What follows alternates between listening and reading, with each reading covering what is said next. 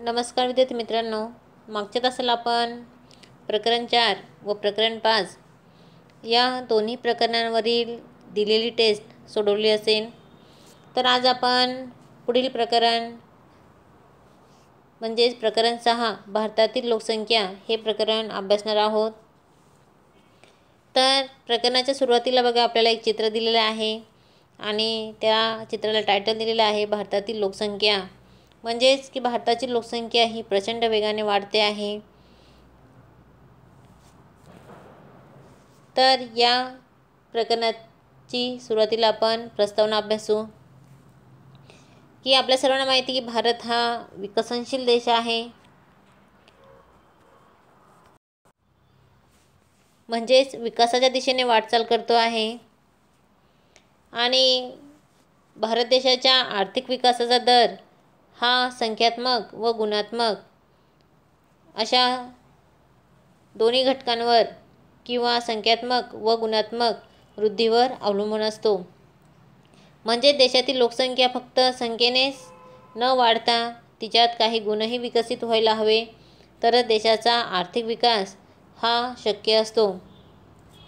आणि अशा आर्थिक विकासाचं मापन करायचं असेल तर त्यासाठी मग लोकसंख्या, राष्ट्रीय उत्पन्न, आता राष्ट्रीय उत्पन्न म्हणजे देशाचं एकूण उत्पन्न, तसेच दरडोई उत्पन्न इत्यादीनुसार केले जाते. म्हणजेच मोजमाप करायचं असेल आर्थिक विकासाचं तर त्यासाठी इत्यादी घटक विचारात घेतले जातात. मग आता दरडोई उत्पन्न म्हणजे काय?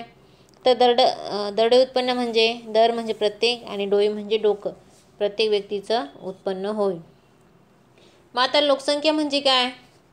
तर लोकसंख्या म्हणजे लोकांची संख्या जी एका ठराविक कालावधीसाठी एका विशिष्ट भागामध्ये वास्तव्य करत असते किंवा राहत असते.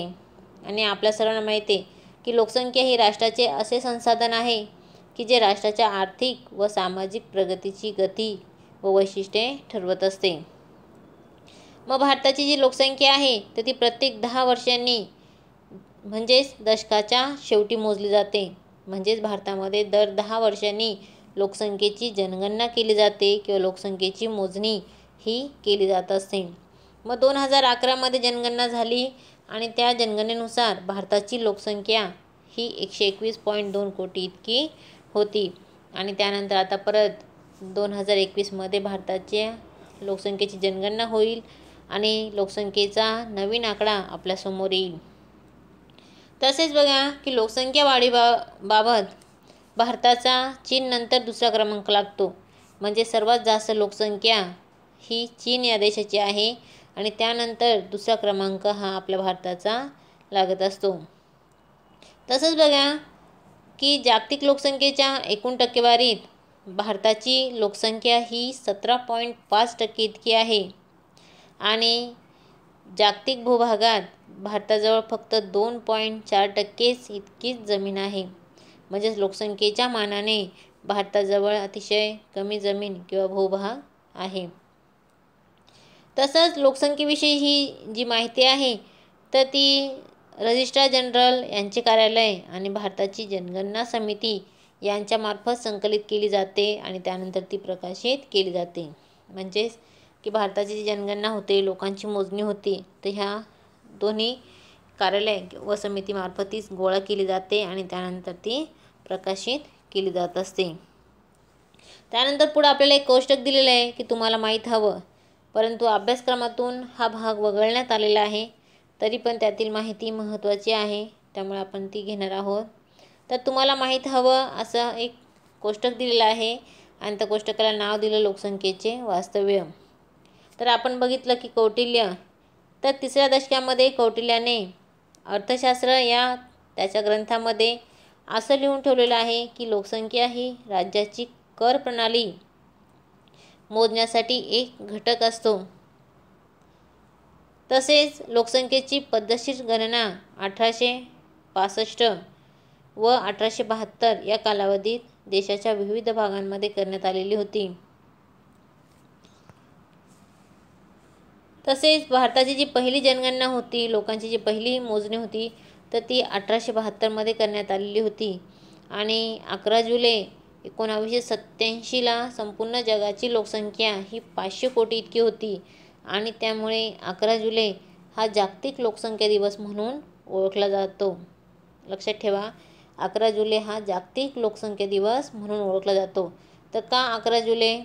तर 11 जुलै 1987ला संपूर्ण जगाची लोकसंख्या ही 500 कोटी झालेली होती आणि त्यामुळे 11 जुलै हा दिवस जागतिक लोकसंख्या दिवस म्हणून साजरा केला जात असतो. त्यानंतर पुढे बघा, आपल्याला स्मरणशक्तीला चालना द्या असं परत एक कोष्टक दिलेलं आहे आणि त्यामध्ये दिलं की इयत्ता 9वी व 10वीच्या भूगोल विषयामध्ये भारताच्या लोकसंख्येची जी वैशिष्ट्ये आहे की जी तुम्ही अभ्यासली आहे तर ती शोधायची आहे. मग पहिलं वैशिष्ट्य लोकसंख्येचं दिलं लिंग गुणोत्तर म्हणजे स्त्री पुरुष प्रमाण. मग आता 2011ची जनगणना झाली तर या जनगणनेनुसार 1000 पुरुषांमागे स्त्रियांचं प्रमाण हे केवळ 914 इतकंच आहे. म्हणजेच पुरुषांच्या मानाने स्त्रियांचं प्रमाण आजही कमी आहे. त्यानंतर दुसरं वैशिष्ट्य होतं लोकसंख्येची घनता. आता लोकसंख्येची घनता म्हणजे काय? तर लोकसंख्येची घनता म्हणजे प्रति चौरस किलोमीटरमध्ये राहणाऱ्या लोकांचं प्रमाण म्हणजेच लोकसंख्येची घनता होय. आणि 2011च्या जनगणनेनुसार भारतामध्ये लोकसंख्येची घनता ही प्रति चौरस 382 किलोमीटर इतकी आहे. त्यानंतर पुढचं वैशिष्ट्य आहे वयोगट. आता आपल्या भारतामध्ये वयोगटानुसार लोकसंख्येचं वर्गीकरण केलं जातं. मग या वेगवेगळ्या वयोगटानुसार देशात किती व्यक्ती आहेत तर त्याची पाहणी केली जाते. मग पहिला गट आहे त्यामध्ये 0 ते 14, दुसरा गट आहे 15 ते 59 की या दुसऱ्या गटाला करती लोकसंख्या असं म्हटलं जातं की काम करणारी लोकसंख्या म्हणून त्यांची ओळख आहे. आणि तिसरा गट आहे 60च्या वर. तर असे 3 गट केले जातात. त्यानंतर पुढचं वैशिष्ट्य आहे नागरीकरण. यालाच आपण शहरीकरण असं म्हणतो की आज आपण बघतो की देशातील लोकसंख्या ही मोठ्या प्रमाणावर शहरी भागात स्थलांतरित होताना दिसून येत आहे. मग त्याचं कारण असेल की कामाच्या शोधासाठी किंवा मुलांच्या शिक्षणासाठी. तर शहरी भागामध्ये स्थलांतरित होण्याचं प्रमाण हे जास्त आहे आणि यालाच म्हणतात नागरीकरण किंवा शहरीकरण. त्यानंतर पुढे बघा आपल्याला की लोकसंख्या वाढीतील बदल दिलेले आहे. आता आपल्या सर्वांना माहिती की भारताची लोकसंख्या ही आकाराने खूप मोठी आहे. लोकसंख्या वाढीबाबत भारताचा चीननंतर दुसरा क्रमांक लागतो आणि जनगणनेच्या सर्वेक्षणाद्वारे भारताच्या लोकसंख्येचा आकार, रचना व इतर वैशिष्ट्ये ही दिसून येतात. तर आपल्याला पुढे एक तक्ता दिलेला आहे आणि त्या तक्त्यावरून लोकसंख्या वाढीतील झालेला जो बदल आहे तर तो लक्षात येत असतो. तर तक्ता की त्याला टायटल दिलं भारतातील लोकसंख्या वाढ. पहिल्या कॉलममध्ये दिलेलं आहे वर्ष, दुसऱ्या कॉलममध्ये दिली लोकसंख्या की जी कोटीमध्ये दिलेली आहे आणि तिसरा कॉलम आहे सरासरी वार्षिक वृद्धी दर की जो टक्क्यांमध्ये दिलेला आहे. की बघा की यामध्ये पहिलं वर्ष आहे 1911. 1911 मध्ये लोकसंख्या होती 25.2 कोटी आणि सरासरी वार्षिक वृद्धी दर ह्या कालावधीचा दिलेला नाही. म्हणजेच 1911 मध्ये भारताची लोकसंख्या ही 25.2 कोटी इतकी होती. त्यानंतर पुढचं वर्ष आहे 1921. भारताची लोकसंख्या होती 25.1 कोटी आणि सरासरी वार्षिक वृद्धी दर होता 0.03. त्यानंतर पुढचं वर्ष होतं 1931. भारताची लोकसंख्या होती 27.9 कोटी आणि सरासरी वार्षिक वृद्धी दर होता 1.0. पुढचं वर्ष होतं 1941. भारताची लोकसंख्या होती 31.9 कोटी, सरासरी वार्षिक वृद्धी दर होता 1.3. त्यानंतर पुढचं वर्ष आहे 1951. या कालावधीत भारताची लोकसंख्या होती 36.1 कोटी आणि सरासरी वार्षिक वृद्धी दर होता 1.3. म्हणजेच 1941 ते 51 या कालावधीमध्ये सरासरी वार्षिक वृद्धी दर हा स्थिर होता. त्यानंतर पुढचं वर्ष आहे 1961. भारताची लोकसंख्या होती 43.9 कोटी. सरासरी वार्षिक वृद्धी दर होता 2.0. पुढचं वर्ष आहे 1971. भारताची लोकसंख्या होती 54.8 कोटी. वार्षिक वृद्धी दर होता 2.2%. त्यानंतर पुढचं वर्ष होतं 1981. या कालावधीत भारताची लोकसंख्या होती 68.3 कोटी आणि सरासरी वार्षिक वृद्धी दर होता 2.2 म्हणजे 71. तर 1981 या कालावधीत सरासरी वार्षिक वृद्धी दर हा स्थिर होता. त्यानंतर वर्ष आहे 1991. भारताची लोकसंख्या होती 84.6. वार्षिक वृद्धी दर होता 2.1.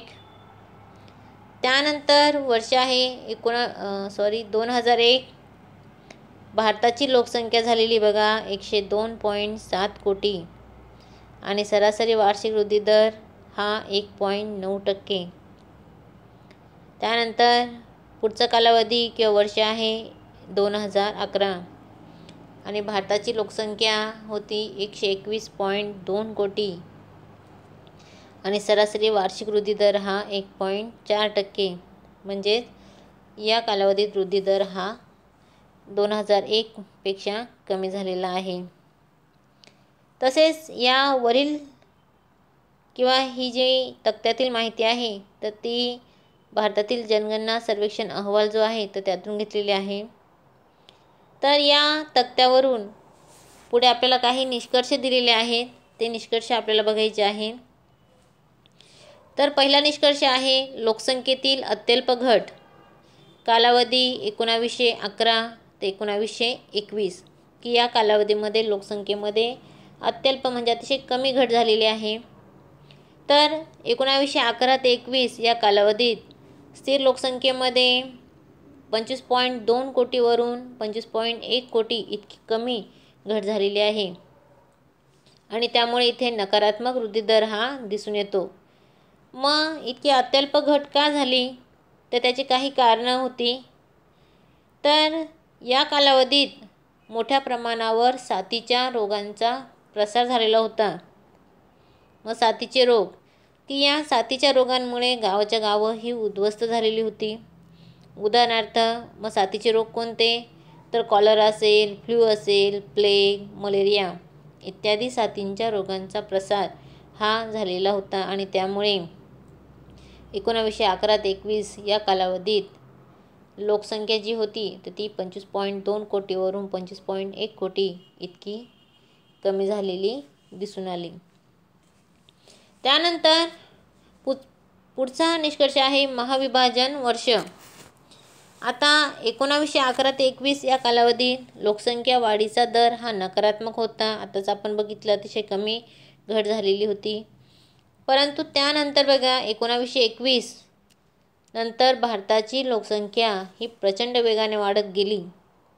1921 नंतर तक्त्यामध्ये पण बघा 1921 नंतर पुढच्या सर्व कालावधीमध्ये किंवा दशकामध्ये लोकसंख्या ही प्रचंड वेगाने वाढत गेली आणि त्यामुळे भारताच्या जनगणनेच्या आयुक्तांनी 1921 हे वर्ष महाविभाजनाचे वर्ष म्हणून जाहीर केले. 1921 हे वर्ष महाविभाजनाचे वर्ष म्हणून जाहीर केले कारण 1921 नंतर भारताची लोकसंख्या ही प्रचंड वेगाने वाढत गेली. त्यानंतर पुढचा निष्कर्ष आहे सकारात्मक वृद्धी दर. कालावधी आहे 1931 ते 1941.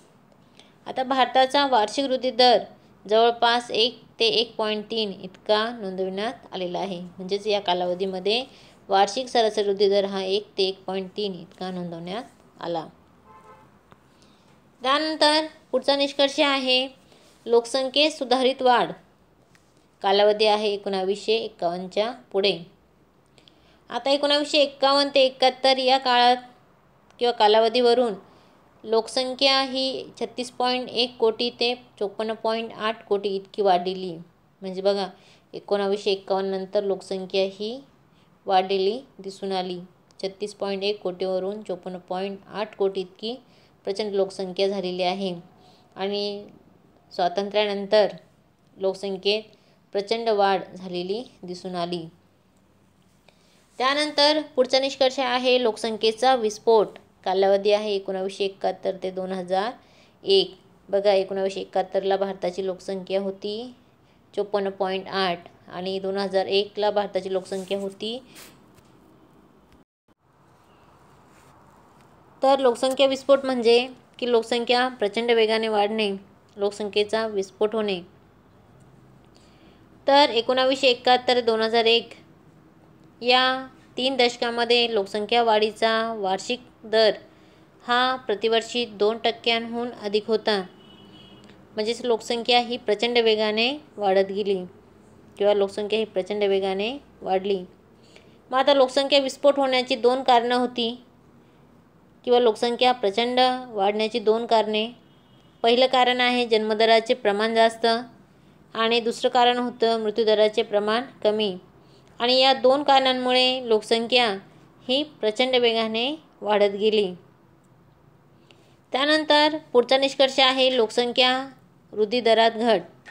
कालावधी आहे 2001 ते 11. आता या कालावधीत लोकसंख्या वृद्धी दरात घट झाल्याचं दिसून आले. कारण 2001मध्ये 1.9 तर 2011मध्ये 1.4% इतकी घट झाल्याचं दिसून आले.